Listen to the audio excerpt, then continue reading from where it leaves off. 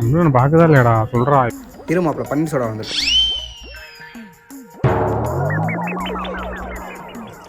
மாப்பிள்ள அந்த பிள்ளை உன்னையே தாண்டா பார்க்குது. கன்ஃபார்மாக உன்னையே தாண்டா பார்க்குது.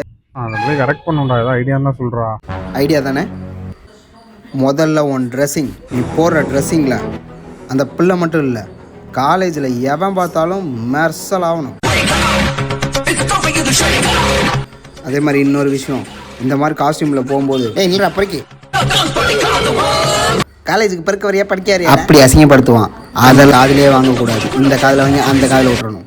பல நாள் உன் கம்பெனிக்கு நான் வந்தாலும் சில நாள் நான் வரமாட்டேன் தனியாகவே. அதே மாதிரி அந்த பிள்ளை போகும்போதும் வரும்போதும் ரொமான்டிக்காக லுக் விடணும். ஜஸ்ட்டு ஒரு செகண்ட்னாலும் அந்த ரொமான்டிக் லுக்கில் அந்த பிள்ளை உன்னை பார்த்து மயங்கிடணும்.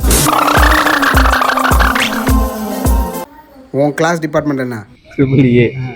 இனிமே உன் கிளாஸு இசிஇ.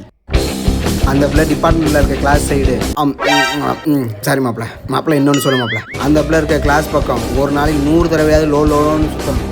அந்த மாதிரி நீ சுற்றும் போது அந்த கிளாஸில் இருக்க ஸ்டாஃப் உன் டிபார்ட்மெண்ட் எதிரா இந்த டிபார்ட்மெண்ட் சைடாக சுற்றிட்டு இருக்க, இங்கே என்னடா உனக்கு வேலை, உன் டிபார்ட்மெண்ட்டுக்கு போடா அப்படின்னு உன்னை பார்த்துட்டுவான். உலகத்திலே சமாளிக்கிறதுக்குன்னு ஒரு வார்த்தை இருக்குது. ஒன்றும் இல்லை அப்படின்னு சொல்லிட்டு கிளம்பி போயிட்டே இருக்கும்.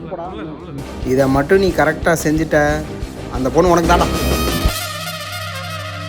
மச்சி இவன்டா. ஆமாடா இவன்டா.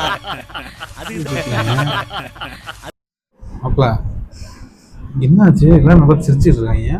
இது பிரச்சனை. அப்பல நீ ஒரு பொண்ணை பார்த்துட்டு இருந்தல்ல, அதுக்கு என்னப்பா? அந்த பொண்ணு எனக்கு ப்ரொப்போஸ் பண்ணிருச்சுடா.